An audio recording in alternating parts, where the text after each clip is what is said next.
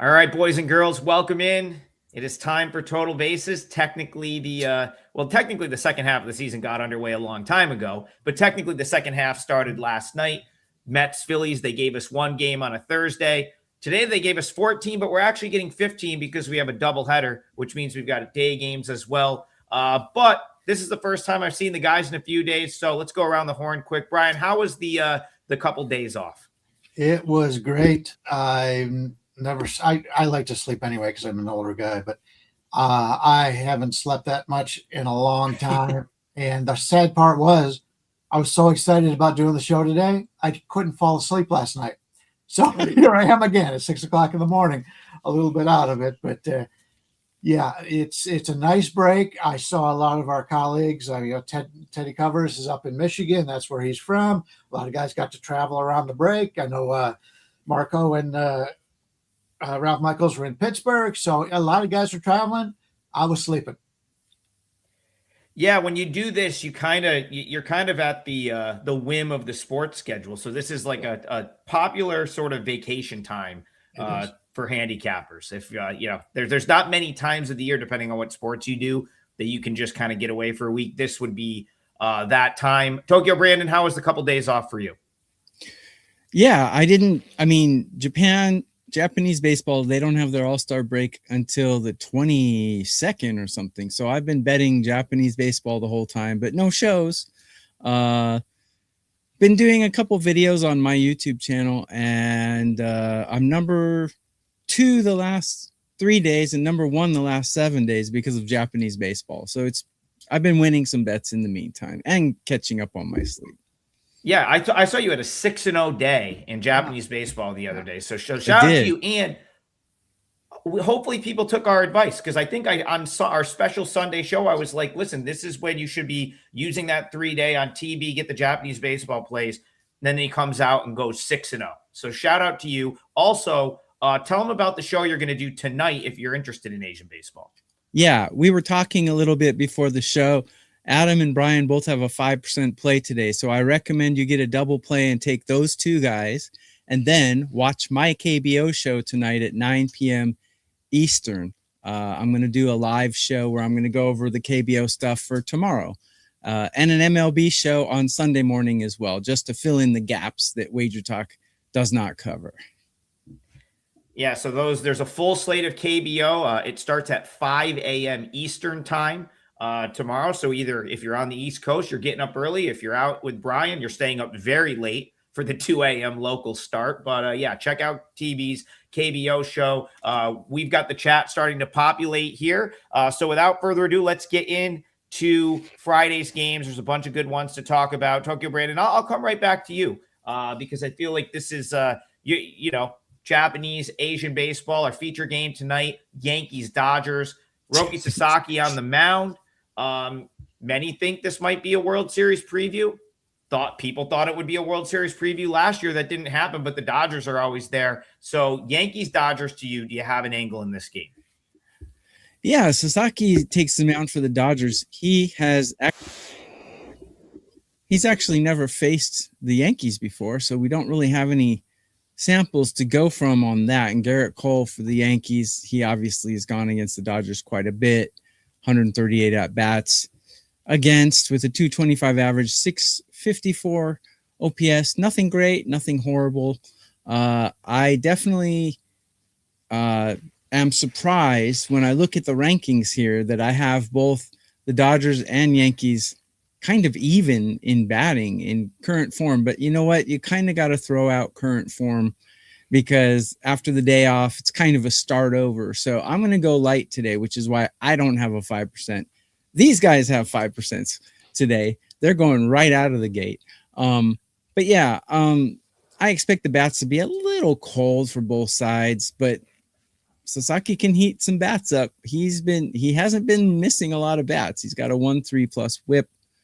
Garrett Cole's good, but he hasn't been real good this season. But his whip is still 1.20, which is not terrible. His ERA is a little high, which means he's not putting that many guys on base, but he's giving up some home runs. Dodgers not the team you want to do that against. I think the number's pretty fair in this one. Pretty even both ways. I would give the Yankees a slight edge today, but I'm probably not going to bet them. Bullpen wise, I think the Yankees have a bit of an advantage here. So if I were to bet it, I would take the Yankees, but I probably will just enjoy watching this and see how Sasaki does. This is my single favorite day of the year to bet Major League Baseball. I almost always have a 5% play today. Reason being, I think you get so it's basically opening day, but with in-season results. You've had 4 days to sort of look at these games. Every team has pretty much their full complement of bullpen arms, but also something I find very interesting here. What the books tend to price these games as if this is just Monday after the Sunday series is ending, when it's very much not. Like, this is a true restart. Guys have gone home for 4 days. So some of that, this team's hot, this team isn't hot stuff doesn't really apply anymore. I don't care that you lost 9 straight games. I don't care that you won 8 straight games. None of that applies. This is a reset. This is a restart right here. And then you have guys that went to the All-Star break and guys that didn't. There's so much going on here. This is my favorite day of the entire year to bet Major League Baseball. That's why I have a 5. Didn't talk about Yankees, Dodgers at all, but Bryan, if you want to comment on that and then go into this game. Yeah, I will talk about it. And yeah, you're right. It's totally different handicap today. First of all, and I do a lot of work with the bullpens. All the bullpens are in great shape. They've had the time off. They'll all be in good shape. Some teams still have some guys injured. I know the Padres still have 2 of their key guys in the bullpen injured, but overall, they're all coming in pretty healthy, and this is a good time to be betting today. So I'm in agreement. This is a day that it's anytime you get a day that you got a little bit of a different handicap, I think is an advantage for the bettors, because the lines makers have to put these lines up bright and early. And not only do you have that situation going today, you also have starting pitchers who are off their regular routine. TB has talked about this for years, and we've got guys going from their last start was anywhere from 6 days ago to 12 days ago. And that's Cade Savali. The last time he pitched was 12 days ago. So it's an additional thing to handicap in these games. And you're also getting in just for today, we're getting, normally we talk about the weather a little bit, and there's a little bit of weather, but the wind's blowing out in the majority of the ballparks. They should have higher scoring games. It's hot out there for most places, but we got to worry about some weather conditions today with the wildfires in Canada. The 2 games I'm most concerned about are this game in New York City. They may have a little bit of rain. They may have, and they definitely will have some smoke out in this game. But Cleveland also is a game that with Pittsburgh and Cleveland, I'm concerned about with the smoke. Hopefully they'll be able to get these games in, especially with these 2, because they're interleague games, and the Dodgers at the Yankees and Pittsburgh and Cleveland. So hopefully they can get those games in. But smoke is a concern for those games. I am going to start off with the first game we talk about, and I'm going to use this as my play in the parlay today. I'm going to take the Yankees with Garrett Cole over Sasaki. We've talked about in the past about the Dodgers. The games don't mean anything to the Dodgers. Well, they mean a lot to the Yankees right now. They did not finish off the first half the way they would have wanted to. Now they got to deal with the red-hot Boston Red Sox. The game means a lot more to the Yankees. Obviously, they're at home against the Dodgers, which is always big. But Sasaki has not pitched well on the road all season long. He gives up a lot of home runs, and last place you want to be if you give up a lot of home runs is in Yankee Stadium. So we're looking at basically the game as a pick'em with a total of either 9 to the over 20 or 9.5 to the under -25. I like the Yankees in this one. Garrett Cole, he's had a couple of hiccups along the way, but hey, he's coming back from a long time off. I trust him more than I trust Sasaki. Sasaki's got some control problems as always, and that's another concern when you're playing in a good ballpark where you can score some runs, is putting those extra guys on. So I think the line is fair, more than fair right now for the Yankees. So I'm going to use the Yankees at basically a pick 'em, -105 either way in this game. And I'm fine with laying up to 110, and I see 110 out there, but most of them you're laying 105, and so I'm going to play the Yankees here. I like the situation for them better. I like them being at home, and Garrett Cole has pitched a lot more big games in the major leagues than Sasaki did, at least starting wise, because if you remember when he was so good in the playoffs last year, he came out of the bullpen. So game means a lot more to the Yankees, and I'll go with the Yankees here. Yeah, I agree. I like that too. Yankees minus 105 is what I'm seeing most places. The Yankees won 4 games going into the break, but I think it's an interesting point because they didn't really play well. They were very fortunate to win all of the games in that National Series. That was pretty much just the Nationals bullpen blowing games. I don't think if the Yankees were to look at their last sort of 10 games heading into the break, I don't think that they would feel that they played good baseball. They didn't play great against the Rays, and then to win those games is nice, but they didn't play a good game in that National Series. They just happened to win 3 games late against the Nationals bullpen. So, Brian, I'm with you. I think the Yankees are a play-on team in the second half. I think you're going to see this team, and they're 12 games over 500, but I think you're going to see them establish themselves as the team to beat in the American League. I think they're going to start to become even more elite as guys come back. They've actually got 6 guys at AAA right now that could potentially contribute. Ben Rice has emerged as the leader. I like where this team is going right now, and I still think the Dodgers could be spinning their wheels a little bit for a minute. So I'll co-sign that one. I like the Yankees here. Let me get back to the chat. TV, I'm coming back to you, but first, I've got to shout out some people in the chat. So when the show goes live, it eliminates the chat comments from prior to the show. So Freebird hit us with a donation, but I can't pull it up on the screen because it's not there anymore. But shout out to Freebird. Shout out to Grant's dad. He says, appreciate y'all. You've been good for my wallet since discovering your channels recently. Grant's dad, we love to have you. I love that old school Florida Marlins logo. We're Florida Marlins fans on the show, of course. If you hopped on that future at plus 980, you're sitting in a good spot right now. And then shout out to Mike Scott. Mike Scott says, good morning from Seattle. Had to come support my guys. Please give us an over you like for today. So Tokyo Brandon, I'm coming back to you. Dealer's choice here. What is the best over that you see on the board today? So earlier today, on my Twitter X account channel, I put my pitcher matchup rankings up, and taking a look at those, yeah, I think Tampa Bay and Boston looks like an over to me.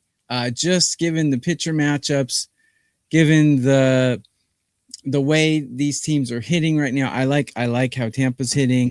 I like how Boston's hitting. But again, current form doesn't mean a whole lot. But I do think both of these pitchers are a little bit vulnerable.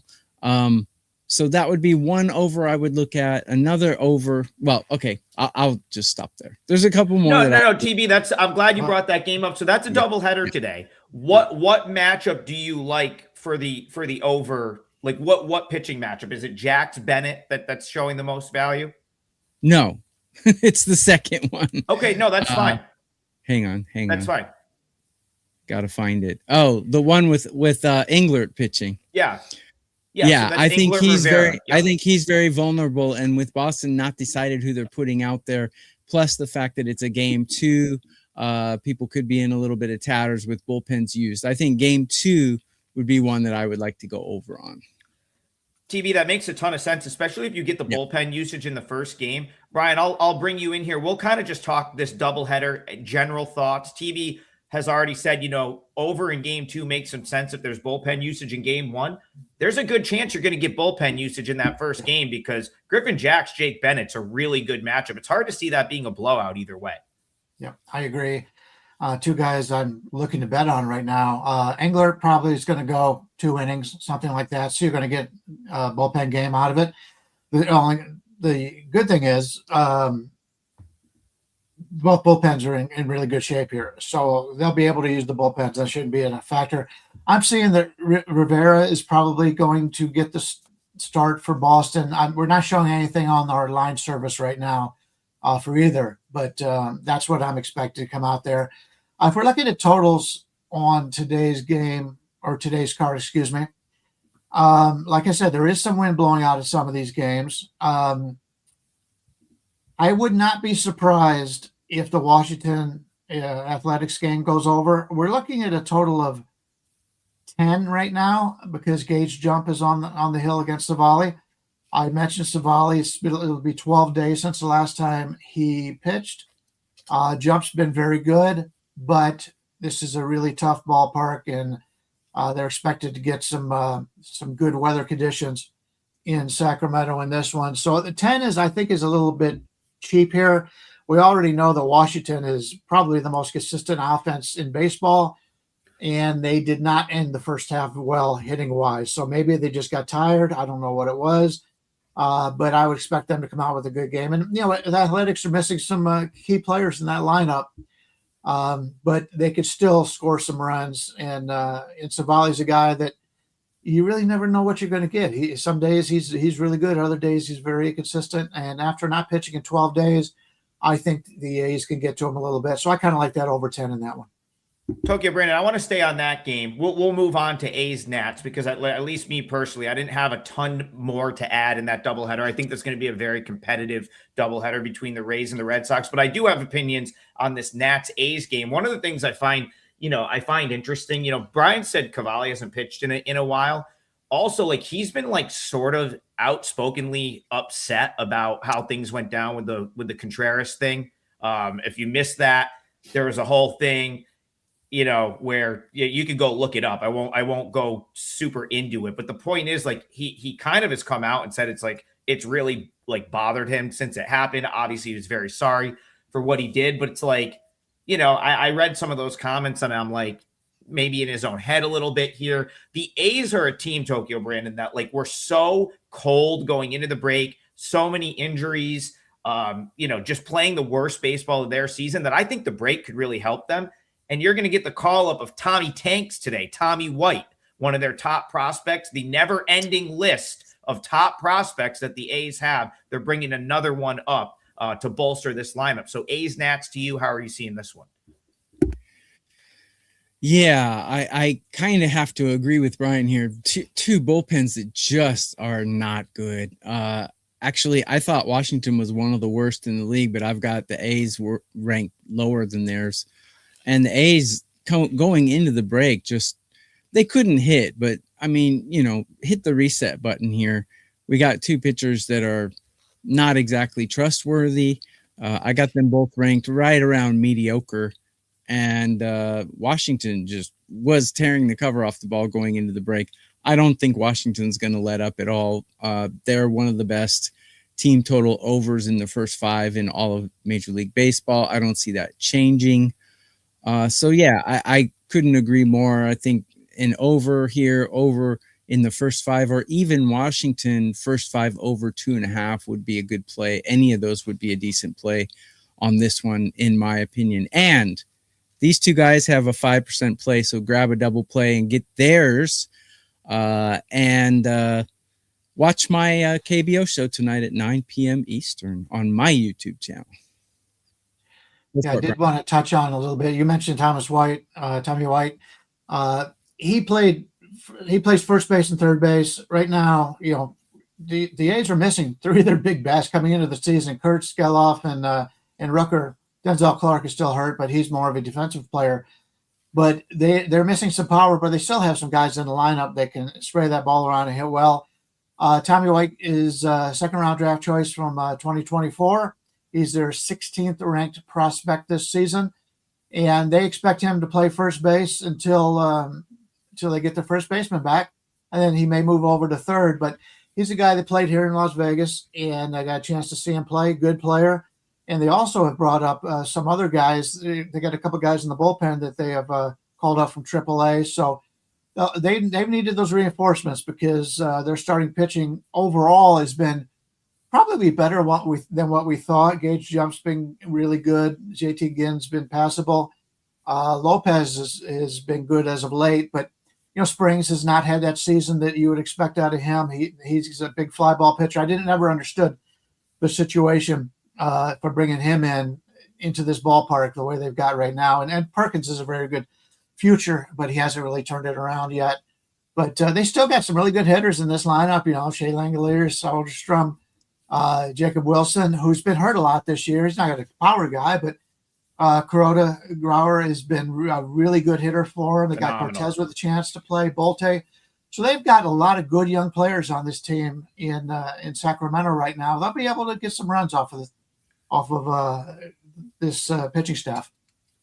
Absolutely. JKG, that's Josh Kuroda Grauer, has been insane since being called up. He was insane since he from when he went from AA to AAA, he destroyed AAA, and they called him up kind of, he earned his way up with the injuries. He's played every day, 968 OPS since being called up. That's what I'm kind of joking. It's like the A's just always have someone. DeVries is going to be in Vegas now. DeVries is getting called up to AAA today. It's like, it's just a never ending line of like first round prospects on this team. They can rake.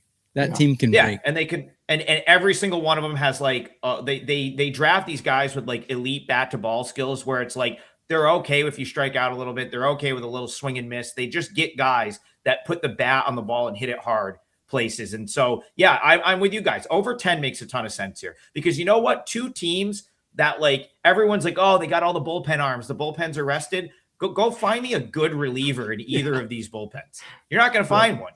Yeah. So it's like, what do you care about rested bullpens for these two teams? Wind blowing out a little bit. And you know what?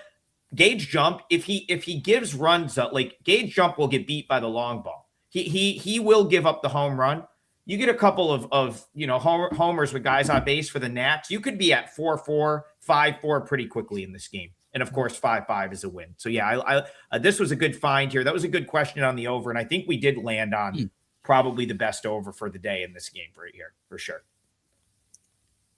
All right, let's head back to the chat. Let's go to Alex Rand TV. I'll let you kick this one off. I felt like you got a raw deal last time Chris Sale pitched. We talked about Chris Sale, and then the rain ruined his start. So it's almost like you can't even really judge his last outing or the Braves the last time he played, because both starting pitchers were out after the third inning with the field basically flooding, and then they ended up finishing the game. So Sale will get his chance again here, but Alex Rand wants to know, do the Rangers have value on the +1.5 today? Rangers Braves to you. How do you see this one? No, I don't think so. But we talked about this on a show right before the break. Cal Quantrill is not as bad as everyone thinks. And he had a really good start his last time out, right when we pumped him up a little bit. So he's one of those guys who will eat innings quietly and is not terrible. He was only terrible because he was in Colorado. But he's one of those guys. I mean, he can hold it down a little bit. I mean, I got on a scale of 1 to 30, I got him ranked 13, so it's not terrible. He's kind of like your boy Patrick Corbin, got a bad reputation, but actually when he actually goes out there, he puts quality starts up here and there. So bullpen wise, I got them both pretty even, right around mediocre. Hitting, I got these teams pretty even as well. 113 and 114. The big difference here is Chris Sale. I think it's going to be hard for the Rangers to get runs here. And I think Atlanta will probably get a few past there. Not enough for me to bet it. Come to think of it, that +1.5 might be a decent option if you're getting a good number on it. This probably should be a pretty tight game considering the bullpens and the hitting fairly even. So yeah, I think that would be decent value. I won't bet it though. What do you guys think? So I'm going to give an answer no one's going to like. Do I think the line is value? Yes. Do I think the Rangers are a good bet? No. So I think that there's probably some value in Rangers +1.5 at that -120. Do I think that that's a great bet today from a handicapping standpoint? Not really. I kind of think I kind of like the Braves here. They were a team, Bryan, that, really had a bad June. I think like maybe doesn't show up as much in the win-loss rec column, but that team didn't really hit at all in the month of June. And I kind of think you missed your chance to really fade this Braves team. And like Quantrill, yeah, he's a veteran, journeyman guy, like good guy to have on your team.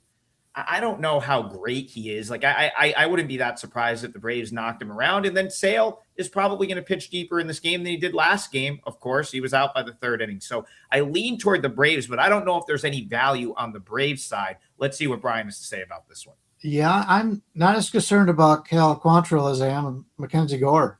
Mackenzie Gore is just. I thought when he came here, he'd be.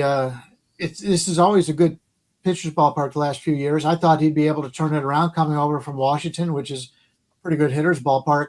It hasn't been that way. On the season, he's okay, but he's really fallen off a lot lately.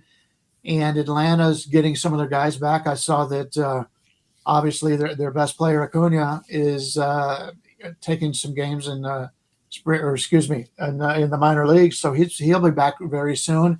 And they've got some bats that should be back in the lineup. You know, they've gone. Baldwin hasn't done anything since he came back, but I think we've seen enough of him to know that he's a good ball player. So the Braves, the Braves have not hit lately, but hey, the Braves are going to be a pretty good hitting team when it's all said and done. I do like the Texas bullpen, but I like the back end of the bullpen more than the longer relievers. So if Quantrill, if they can get 5 innings out of Quantrill here, I think it'll be a decently close game.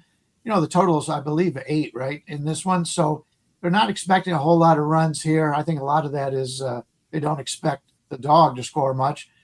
But I think Texas can hold into this game a little bit. I don't know if I'm going to take the 1.5 either. When you get to a team like Atlanta, they can score in bunches. They've got a lot of power on that team. So am I going to lay $2 on Atlanta? No. Am I going to take the 1.5 with Texas? No. So it's a game that I'm probably not going to get involved in.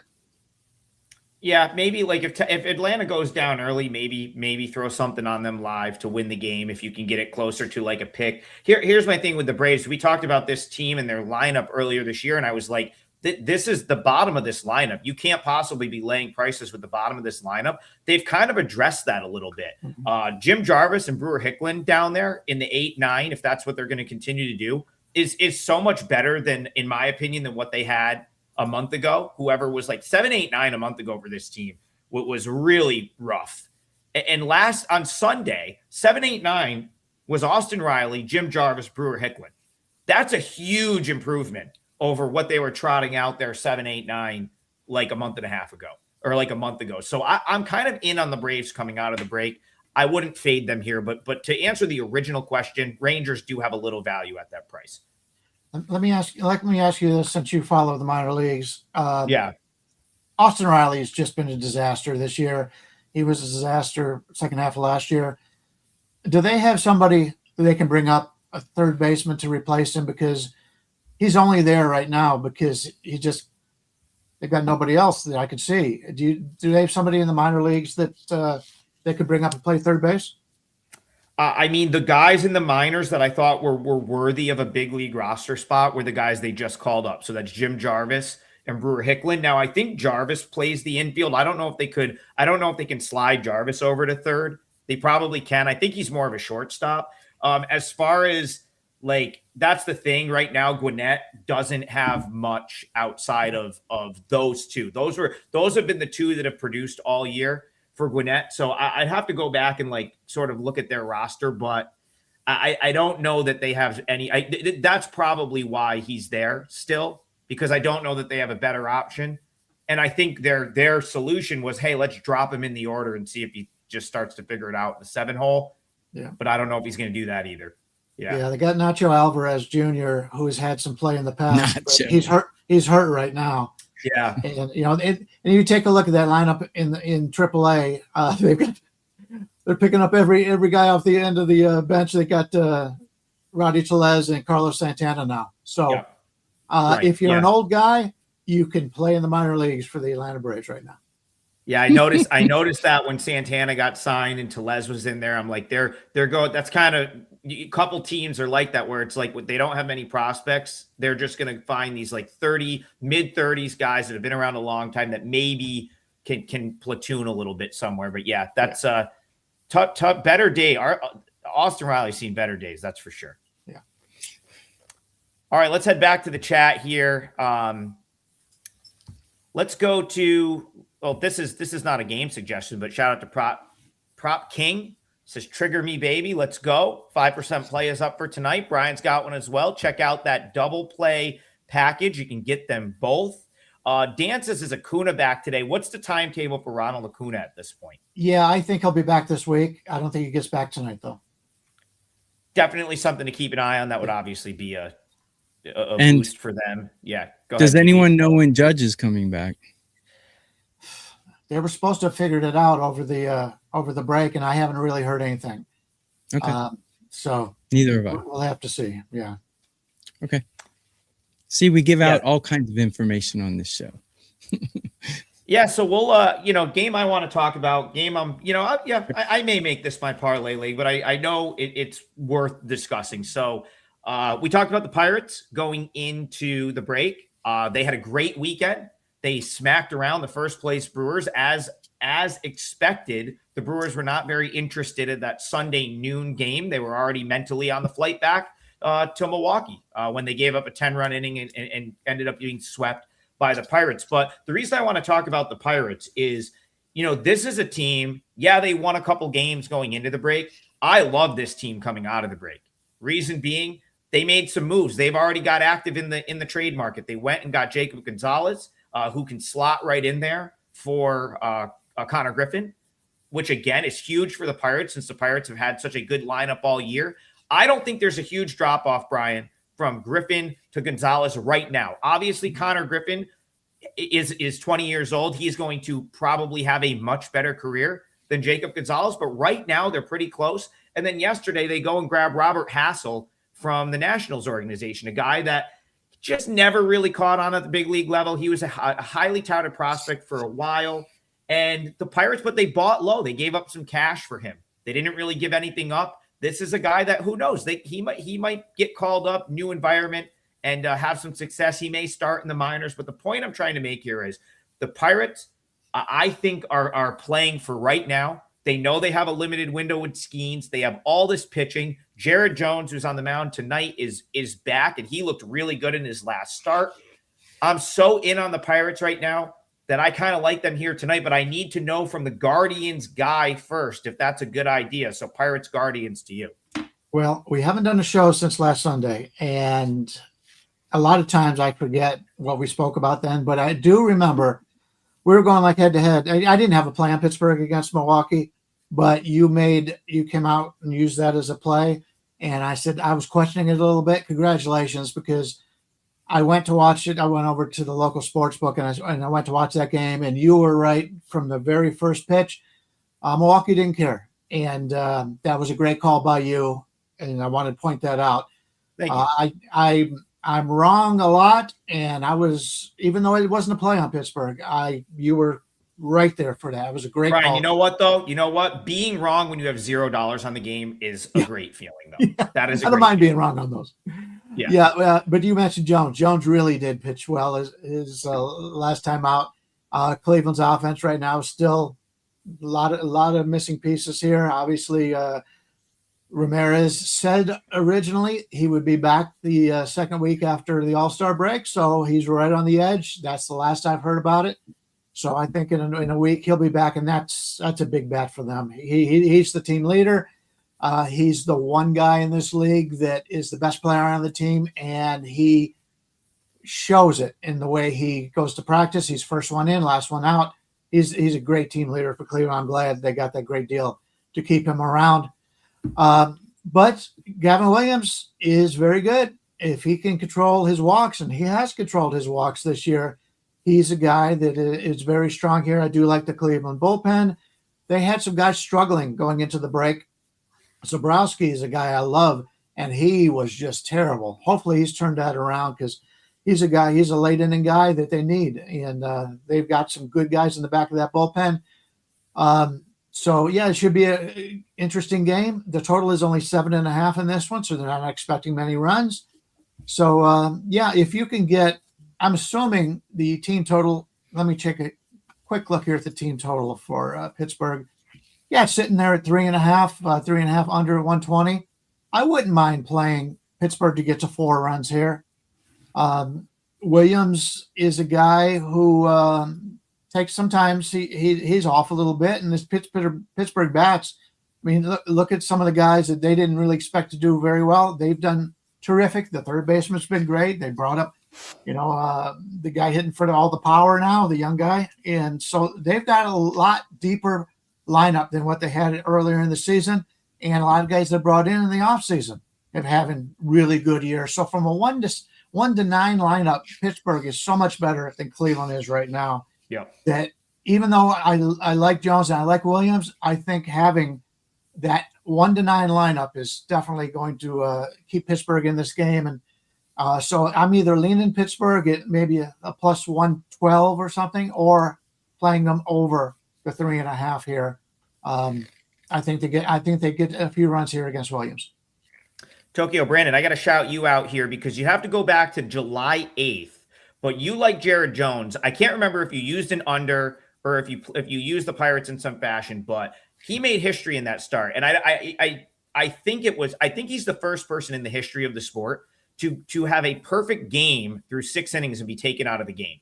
So if you missed Jared Jones last start, he had a perfect game going through 6 innings and they took him out of the game. Listen, that's just, you had a game that you benefited from that the other day with Yuri Perez coming out, and then the A's came back and got that plus 1.5 for you. That's just baseball in 2026.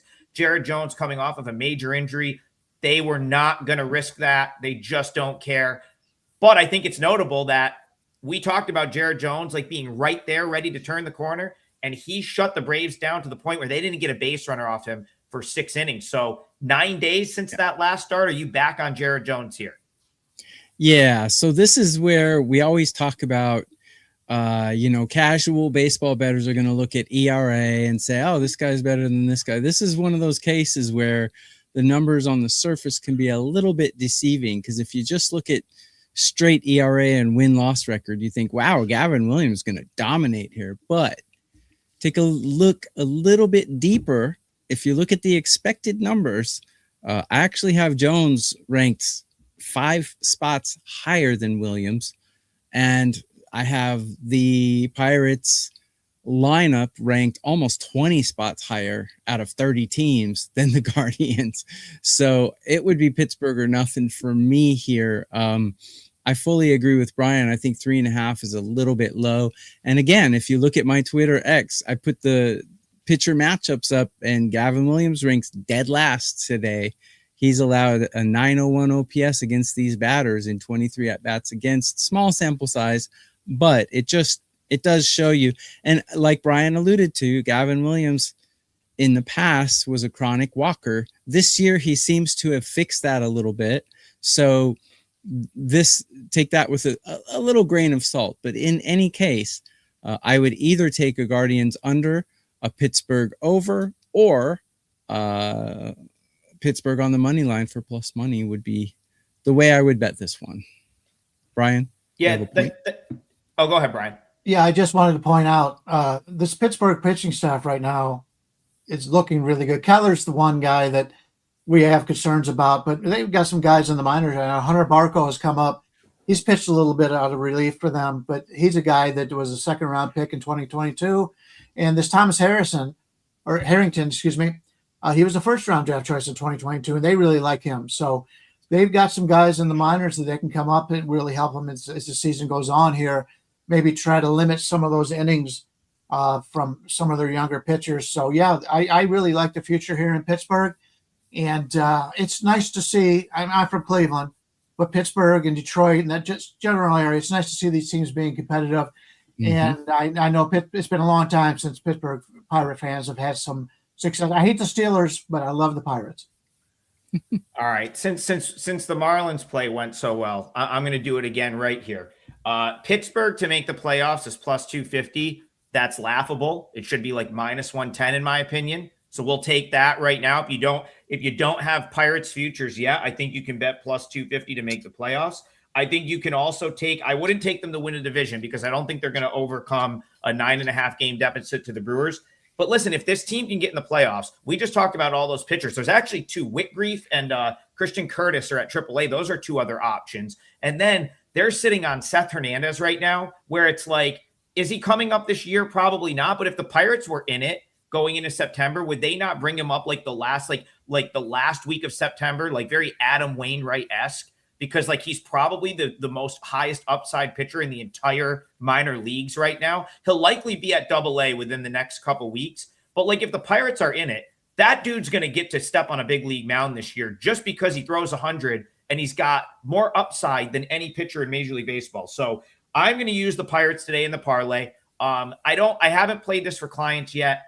And it's because, like, listen, like, I think this is going to be a really good game. I like Williams. I love the way the Guardians play baseball. So it's like, I'm not dying to fade this team, but I'm very all in on the Pirates. And I don't think they should be plus 115 here. That's my biggest sort of thing with this game is I think this should be closer to like minus 105 Pirates. And you're getting plus, is that what we're getting right now, Bryan? Plus 115? I see the highs of plus 115, lows of plus 109. I see a lot of plus 112s out there. So here's what I think you should do. I think we're going to put the Pirates in the parlay. I think you should take Pirates to make the playoffs plus 250 if you don't have something on the Pirates already. And I think you should take a flyer with them 40-1 or whatever best you can find to win the National League. Because if this team gets into the playoffs and you have to face Skeens, Ashcraft, whatever else they're going to drum up from a pitching standpoint, Jones, possibly Hernandez out of the bullpen, all these other good young guys. Yeah, like, you know, Mlodzinski came in. I think if he just gets his head on straight and accepts the role of being like the long relief guy, he came in the other day against the Brewers and threw like 3 or 4 great innings of long relief.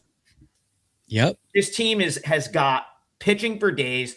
They clearly can hit. I don't know why you're not buying the Pirates right now. Yeah. They're like really Miami almost. They're almost like Miami. Just I think they're way higher upside than the Marlins. And like Tampa. But what I mean is they're put together like those teams. They're not like blowing it away, but they're just well put together and tough to beat day in and day out. Yeah, they used Montgomery the other day, and they're talking about possibly using him as a closer. The guy's got terrific stuff. He just hasn't been able to control it. But if he can find it, I mean, there's your blow-away guy in the 9th inning. Well, why couldn't, like, Colin makes a great point. There's so many that I'm forgetting guys. Like Bubba Chandler throws 100. What if he figures out how to throw strikes? What if you decide Bubba Chandler's like your 7th or 8th inning guy in the playoffs, and now after your starter, you can have him come out and just throw 101 and just wipe people out. Ashcraft, like, if there's Chandler. So much upside, it's insane. Shut down. Absolutely. We talked about the A's earlier. This is a very similar thing with Pittsburgh. They've been bad for so long. We saw that out of Houston. Houston was so bad for a long time. They got all those great draft picks, and then Houston had a dynasty. I could see that happening for these two teams if they got good management.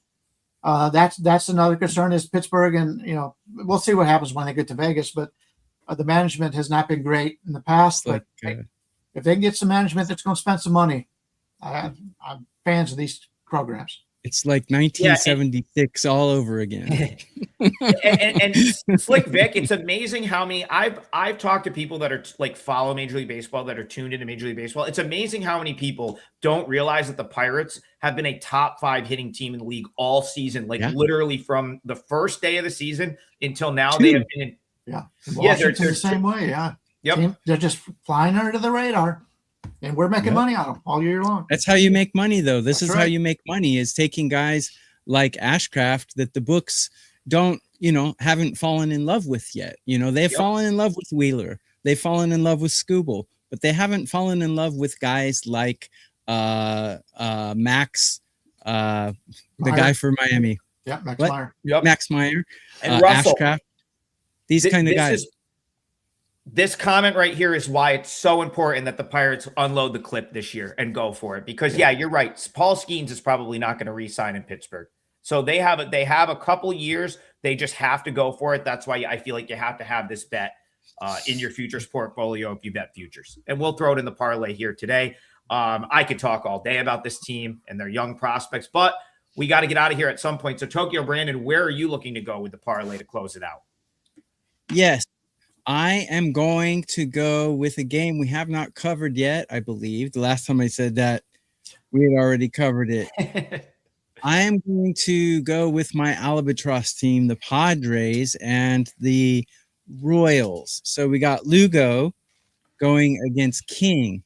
And like I said earlier, on my Twitter X, Tokyo _ Brandon, I put up my picture matchup rankings, and Michael King is near the top of that list against these Royals. He's held them down to a 491 OPS and 31 at-bats against. That equals about 3 starts. So it's a decent sample size. I'm sorry, it's probably 2 starts. So it's a good sample size, and he's held them way below 750. Their team total in the first 5 is 2.5 for the Royals, and I don't know why. I don't think they're scoring 3 runs on Michael King in the first 5 innings. Although I do have Kansas City ranked fairly high in current form, but like I said, after pushing the reset button, current form means very little. The Royals have been very up and down. I had them near the bottom at one point in the first half of the season, and then right before the break, they caught a little bit of a fire. I don't think they're going to catch any fire against King. Can I use a first 5 team total for my parlay leg? If so, I would like to use the Royals under 2.5 in the first 5 here. I think it was minus 130 where we saw it. Yeah, I'll kick this over to Bryan, and he can give us his thoughts on this game and the price on that leg if he's got it right there. But TB, just to clarify, you want Royals first 5 team total under 2.5. Yeah, yes. I'm seeing under 2.5, so minus 120 right now. I will say the wind's blowing out a little bit in Kansas City. It's supposed to be a pretty good hitting game, but I think San Diego is a pretty good bet in this game. I know that they've still got some problems in the back of the bullpen with some injuries. We will have to see that all these teams have had the last few days off. We may get some guys back that we don't expect at this point. It's very early in the morning. All these games, other than the first game of the doubleheader for Boston, all come at night. So they may be able to get some of these guys back. We'll have to see.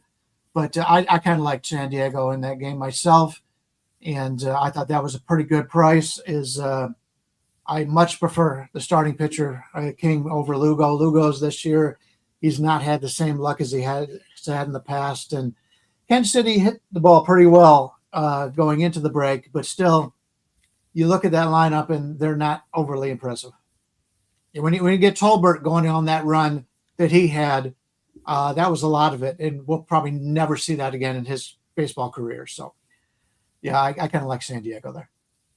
Yeah, the Padres are going to be a buy for me in the second half. I started to talk about this the last couple weeks. This is a team I think is going to benefit greatly from having a few days off to just like go home, regroup, come back. And one thing for them, the bullpen, obviously, it's huge for the Padres to have a rested bullpen.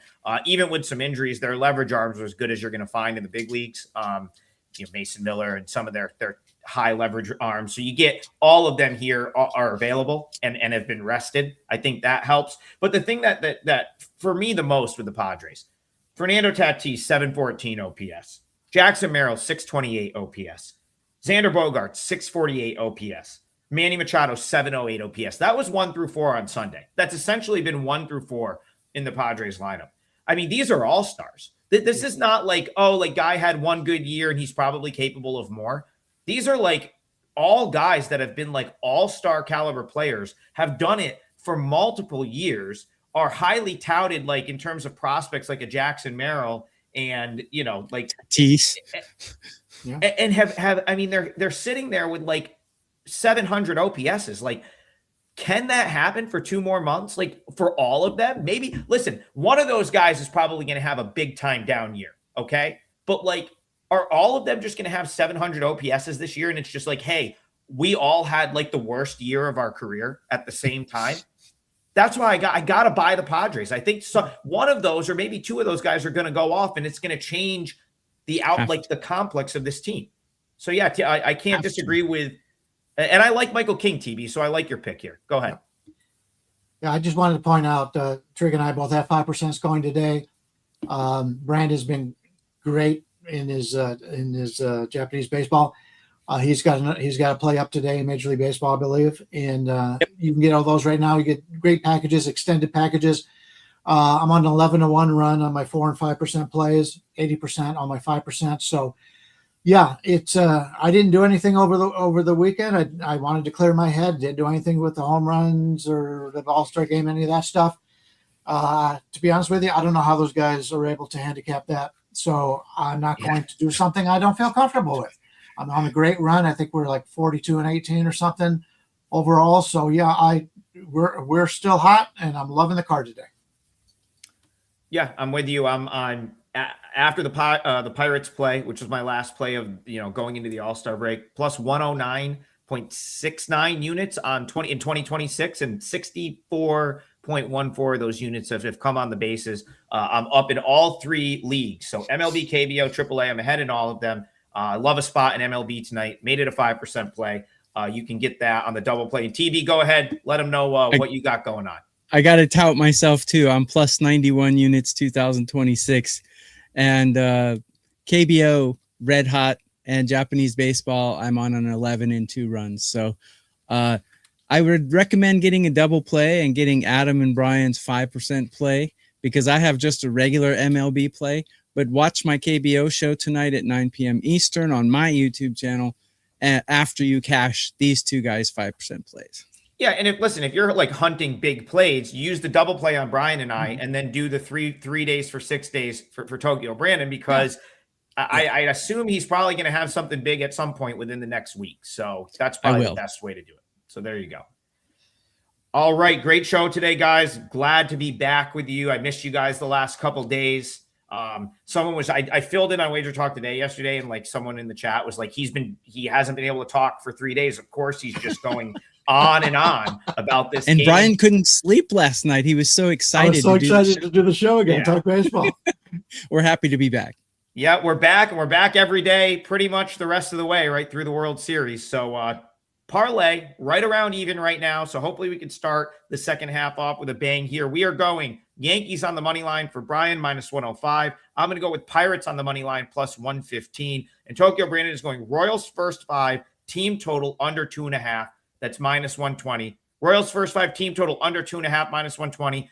Pirates plus 115. Yankees minus 105. That's your 3-teamer for today. And the 3 of us will be back tomorrow, 10 a.m. Eastern. Remember, we're an hour later on Saturday ahead of last call. We'll see you guys then. Have a great day.